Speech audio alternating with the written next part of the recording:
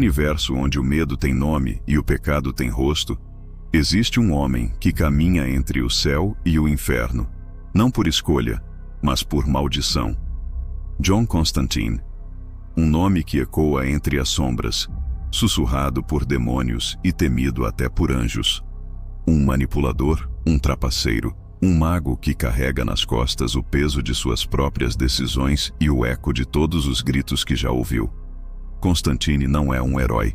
Ele é o tipo de homem que entra no inferno de terno amarrotado e sai com um contrato assinado em sangue que ninguém entendeu direito. Ele é o caos controlado, o cinismo encarnado, o homem que pode enganar o próprio diabo e ainda pedir um cigarro de comemoração.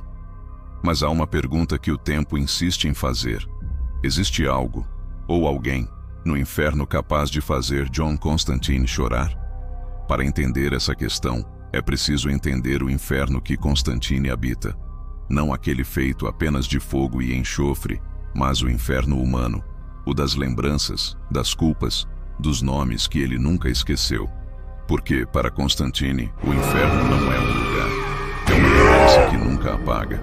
Ele já olhou nos olhos de Lúcifer, já barganhou com demônios que devoram almas por esporte, já cruzou portais que fariam até os anjos chorarem. Mas nada disso o abalou tanto quanto sua própria consciência. O verdadeiro inferno de John Constantine é ele mesmo. Os registros ocultos das ordens místicas falam de entidades tão antigas que o próprio Lúcifer prefere manter distância. Uma delas é chamada de Asmodeus, o rei da dor, senhor da memória e do arrependimento.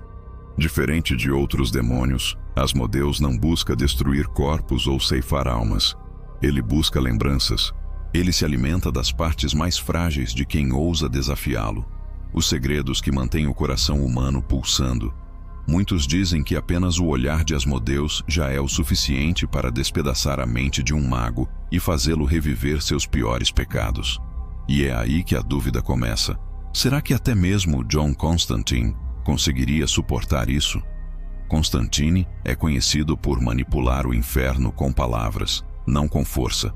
Ele mente, joga, engana e vence, não porque é mais poderoso, mas porque é mais desesperado. Ele sabe que o poder é apenas um disfarce para o medo, e ele usa o medo como uma arma. Ainda assim, diante de um demônio que se alimenta da dor que ele mesmo carrega, talvez não houvesse truque suficiente. Porque o que acontece quando o homem que trapaceia o inferno se vê diante de sua própria ruína emocional? O inferno conhece o nome de Constantine. Ele já foi caçado, amaldiçoado e até reverenciado por suas façanhas. E entre os demônios existe uma lenda de que o dia em que Constantine realmente chorar, o equilíbrio entre os reinos se quebrará. Porque, para um homem que já viu deuses morrerem, derramar uma lágrima significaria admitir derrota. E derrota, no mundo de John Constantine, é o mesmo que rendição. Os estudiosos do oculto dizem que há registros perdidos, histórias proibidas que mencionam encontros entre Constantine e seres que não deveriam existir. Entidades que desafiam o próprio conceito de inferno. Algumas delas, segundo esses relatos, chegaram perto de fazer Constantine desmoronar. Uma em especial, um demônio sem forma, conhecido apenas como o Eco. Ele não fala, não luta, apenas mostra. Ele exibe ao mago todos os rostos daqueles que morreram por causa dele. Cada alma que ele sacrificou para salvar o mundo. Cada amigo que ele deixou para trás. Cada amor que o inferno engoliu. Dizem que, diante do Eco, John caiu de joelhos. E que, por um instante, o inferno inteiro silenciou. Mas ninguém sabe se essa história é real, porque Constantine jamais confirmou. E quem ousou perguntar, nunca mais foi visto. O fato é que, mesmo diante dos piores horrores, Constantine sempre levanta, sempre volta. Ele pode quebrar, pode sangrar, mas jamais se rende, porque ele entende que a maior arma contra o inferno é continuar vivendo. Cada cigarro que ele acende é um lembrete de que ainda está aqui, desafiando as regras, rindo na cara do destino. E se um dia ele realmente chorar, não será por medo, será por humanidade. John Constantine não é invencível. Ele apenas é teimoso demais para desistir. E talvez seja justamente isso que o torna tão temido. o homem que carrega o inferno dentro de si, mas ainda encontra forças para rir. A verdade é simples e cruel.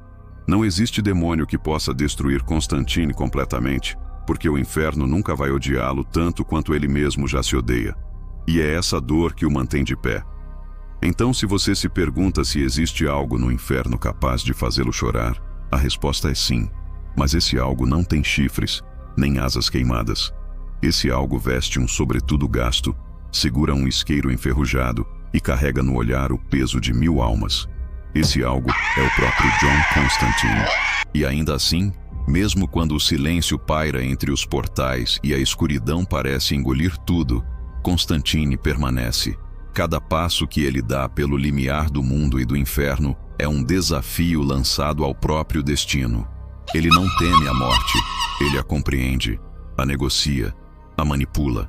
Mas o que ele sente no fundo é o peso da responsabilidade que ninguém mais poderia carregar. Cada escolha, cada erro, cada golpe que ele desviou ou que levou, construiu não apenas o mago, mas o homem que caminha sozinho entre sombras e luzes corrompidas. Os demonologistas que ousam estudar sua trajetória falam em termos de exceção sobrenatural. Eles afirmam que, enquanto a maioria dos humanos sucumbe ao horror, Constantine encontra soluções naquilo que parece impossível. Mas a verdade é mais cruel e fascinante. Ele não é invencível, e nem mesmo sua astúcia pode escapar das memórias que o assombram. Entre todas as criaturas infernais que ele enfrentou, existe uma que não precisa lutar. Uma que não precisa erguer chifres ou lançar fogo. Ela apenas observa e espera, porque sabe que, no momento certo, a humanidade de Constantine pode ser usada contra ele. Os relatos mais antigos falam do Eco do Inferno, uma entidade que não tem forma física, nem intenção de causar dor física.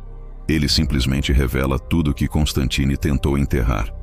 Cada rosto que ele falhou em salvar, cada promessa quebrada, cada erro irreversível. E no instante em que o eco se aproxima, as paredes do inferno parecem respirar, e o próprio John sente o peso de todos os mundos. Há momentos em que, mesmo para um homem que zombou de demônios e negociou com o diabo, as lágrimas surgem sem aviso, silenciosas, nas sombras que ele chama de lar. A ironia é que o inferno inteiro poderia tentar derrotar Constantine, mas apenas sua própria memória poderia fazê-lo hesitar.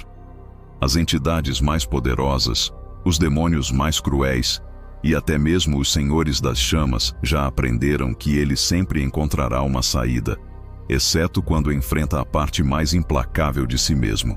E é nessa batalha interna que se revela a verdadeira força e vulnerabilidade de John Constantine. Ele é o mago que manipula o inferno, o trapaceiro que desafia o destino, mas também é o homem que carrega a dor de 1000 vidas dentro de si. Enquanto caminhamos pelos registros ocultos, encontramos evidências de encontros que não podem ser explicados por lógica humana. Constantine diante de portais que se abrem para dimensões esquecidas, observando criaturas feitas de memória e culpa, sem poder recorrer a truques ou contratos. Ali, a manipulação falha, e resta apenas a verdade crua. Por mais que ele tente enganar o universo, há forças que o forçam a olhar para si mesmo, olhar para a sua humanidade, olhar para os erros que ninguém mais viu, e é nesse ponto que a narrativa se transforma em uma lição. Talvez não exista no inferno um demônio capaz de fazê-lo chorar pelo medo do poder, mas há entidades que podem tocar aquilo que ele mais teme, seu próprio reflexo, sua própria culpa, seu próprio peso. Constantine, o homem que engana o inferno, o trapaceiro que venceu o impossível, se curva apenas diante do que ele mesmo carrega. E ainda assim, ele segue em frente, com o olhar firme, o cigarro aceso e o sorriso quebrado que desafia até os horrores mais antigos. Porque John Constantine aprendeu que a verdadeira batalha não está fora de si, está dentro.